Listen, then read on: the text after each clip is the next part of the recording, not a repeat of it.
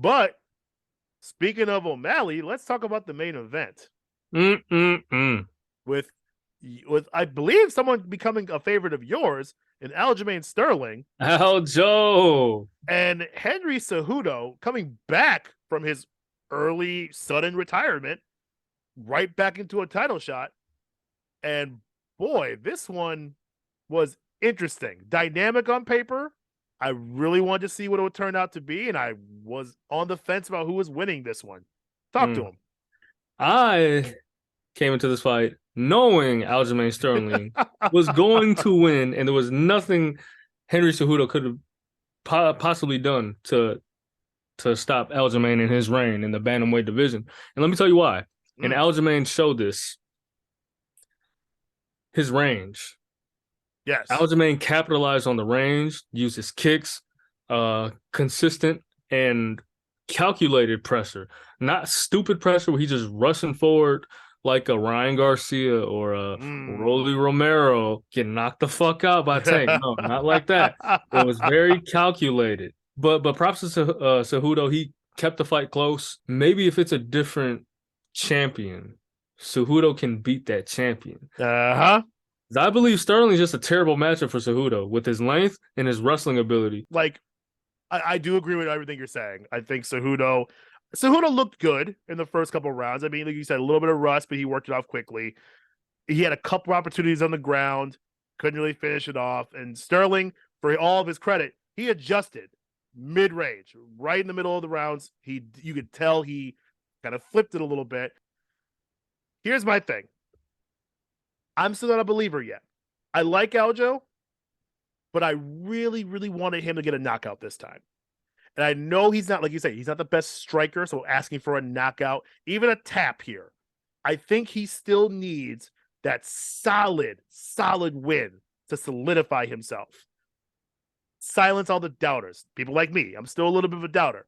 So right at the end of the match, and this is why I talk about Golden Boys, Dana White invited Sean O'Malley right into the cage.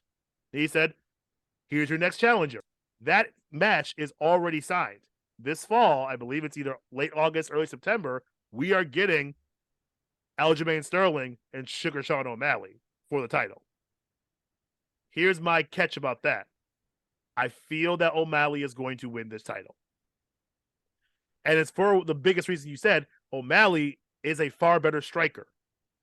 Yes, I think Aljamain Sterling is a much better wrestler, grappler, but at the end of the day, O'Malley has hands for days. If he has nothing else, he has hands. And he's a golden boy, and they're kind of setting this up as a big moment. If Sterling gets past O'Malley, then I will be a believer. I think everyone will be a believer. And that sucks to say because O'Malley hasn't really proven anything himself either. But because he's being propped up like this amazing striker who's the next big thing, silence it.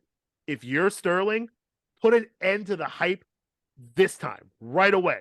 I think a big up-and-coming fighter like O'Malley, who's got all this momentum, all this hype, and the entire machine behind him, if you can silence that, I think it solidifies his legacy. I would have no more doubt. See, I actually feel differently. Sure, yeah. I feel like if he finishes O'Malley, it's going to be by tap out, and I wouldn't be that surprised or impressed because O'Malley has no jiu-jitsu. You're right. You're right. So if he's in there for 5 rounds, standing, taking punishment, weaving, bobbing, going at it, having a war with O'Malley for 5 rounds, right, and he comes out the unanimous decision winner, oh, I'm way more impressed with that because that means he stood in there with O'Malley on the feet and got the best of O'Malley in a mixed martial arts competition. So I would be way more impressed with Aljamain if he goes the distance and wins that way with O'Malley and neutralizes his striking. I think if he does that, if he neutralizes his striking, yeah, I think you're right. There's without a doubt, no doubt left on the table that Aljamain is the best bantamweight of all time. I would agree with that. And now, you're right. You're right. Now, I say that to say this. It pains for me to hear you say that because O'Malley is the least accomplished of any of his fucking fighters or I any of said his that. opponents. Yeah, I said that. Like So it was sad to say it. It doesn't make any sense why people would need this win to validate Aljamain's legacy. Legacy. I say that because legacy is something I believe is man-made and doesn't even exist. It's just unnecessary pressure that we put on ourselves. Oh, anyway, that's a conversation metaphysical. Conversation for another day, guys. Deeping in. But I say that to say Aljamain has beaten Cejudo, arguably the best martial artist of all time if you look at his resume. 2-division champion. Oh yeah, that's Olympic gold medalist, whatever. He's beaten Jan. He's beaten Sandhagen. Yep. All these guys are better, more accomplished, and further along in their careers than Sean O'Malley is right now. It always comes down to that machine. It's how much stock are we putting in a name and a look and a marketable ability. So no, I don't agree. I don't think O'Malley is anywhere near that level. But it's the same as like someone beating a Conor McGregor and making a name for themselves. Like, it's even if you don't feel McGregor is one of the greatest, the name alone, beating that person, it makes you.